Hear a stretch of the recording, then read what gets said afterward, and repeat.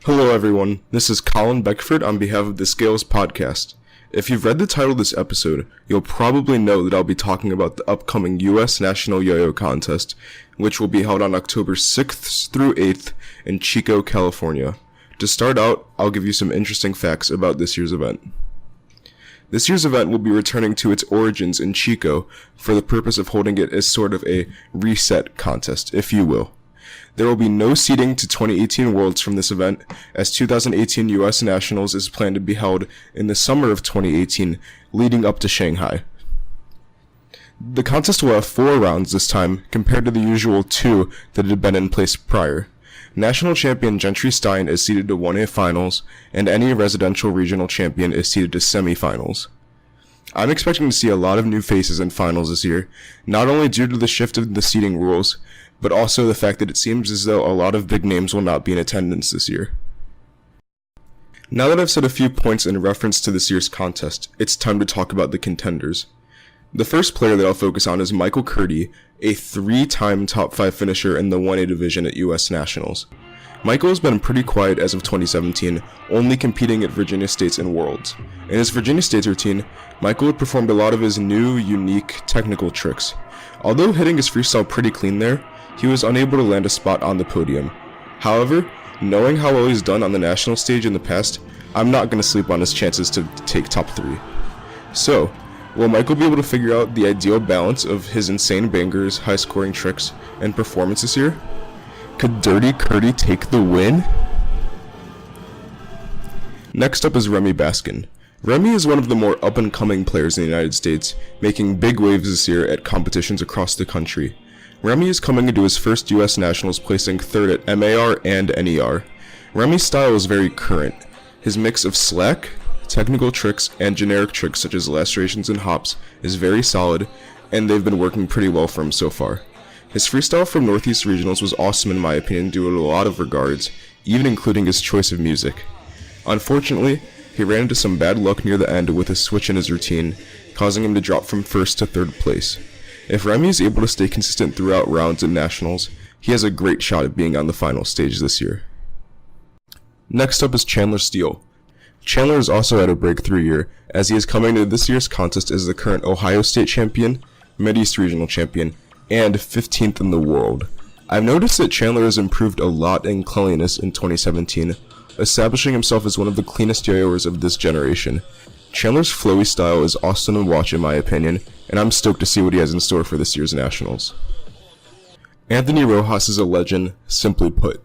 He's been doing memorable freestyles for almost the past decade, whether it be his 2009 Worlds or his 2015 Worlds. Compared to others, Anthony does not focus as much on the scoring aspect of competitive yo-yo. I have so much respect for his playstyle because of this, as his tricks and routines are so aesthetically pleasing. I don't know of anyone that wouldn't want to see a 3-minute from him. Anthony is coming to US Nationals as the Southwest Regional Champion. Although we are unable to see Anthony pass the preliminary round in Iceland, I truly hope that he'll be able to showcase the routine that he had planned for Worlds. No matter how he places, I know that it'll be one of the best from the contest. Nate Dailey has had quite the year for himself. His winning PNWR routine was one of the best 2-minute freestyles I've ever seen, and he was able to make it into his first finals on the world stage with an amazingly cute routine. Nate is currently coming to this year's contest ranked 6th as of 2016 in the nation, PNWR champion, and alongside Gentry Stein, one of the Chico area hometown heroes. Nate has really stepped up his technical game in 2017, filling the void of the dead time that was apparent in a lot of his prior freestyles. His style is very straightforward as he is able to present his elements very clearly. Although he did not have the best of luck in finals of BAC or Worlds, placing outside of the top 10 in both, I wouldn't count him out at being this year's champion. Nate is no stranger to the Nationals podium as he placed 3rd in 2015. All in all, I'm really looking forward to see Nate bounce back from his Iceland freestyle. Keiran Cooper has defined himself as one of the most well-known players of this generation, as his tricks are very current with the meta. He is coming into this year's contest as 2nd in California and 13th in the world. Keiran's Worlds freestyle is one of the most watched and enjoyed routines from the contest. The amplitude and technical skill in his routine was through the charts, but due to a lot of small mistakes, Keiran's frequent weakness, he was unable to place in the top 10. Keiran's always been considered as a contender for a title at every contest he's at, but his execution is usually what stops him. Will US Nationals be his breakthrough? Michael the Bird Ferdico has been absolutely killing it this year. Outside of his first appearance on the World's final stage, Michael was coming in as the California State Champion, BAC Regional Champion, and NER Champion. I think it's safe to say that we've all seen a ton of improvement in Ferdico this year. Patching up his issues with cleanliness that harmed him in years prior, Michael is now one of the cleanest 1A players in the game. After all, cleanliness is key, and Michael is proof of that. Outside of his improvement in cleanliness, Michael has improved his freestyle construction game. In our last episode, the World's Finals recap, you may remember us talking about his video game themed routine. Although he killed it with his Worlds freestyle, a switch and a handful of mistakes dropped him 19th at this year's contest. However, Worlds was intensely close this year, so I wouldn't have been surprised to see him in the top 10 had he gone cleaner. Considering the trek he's been on so far this year, if Michael can manage to hit a freestyle of that quality clean, I can see him being a top contender for the national title this year. Evan Nagao is coming into US Nationals as 4th in the US as of 2016, 6th in the world this year, and the PNWR Regional Champion. As of recent, Evan has been excelling in performance in his routines, however his technical capabilities have been his weakness. I'm looking forward to see how Evan will adjust his routine in order to excel in both facets. However, knowing Evan and how great his charismatic stage presence is in itself, I don't think anyone would be surprised to see him land on the podium this year or even take the title.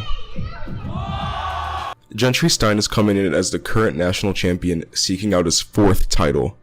We've only seen one freestyle from Gentry this year, which was his 3rd place Worlds routine. Gentry's style heavily relies on doing excellently in the evaluation categories, but his technical execution score is usually on the lower side, similar to Evan. However, on the US national stage, this usually isn't as big of an issue for him, as he's won 3 out of the past 4 years. Gentry was extremely confident in his Worlds freestyle, and although he was unable to take the title, he still put on a great show. I'm looking forward to see if Gentry will improve his freestyle even more or play it safe. So, after going through a few key players, who do you think will come out on top? This is Colin Beckford signing off of the Scales podcast. Thank you for listening, and be sure to watch the US Nationals routines.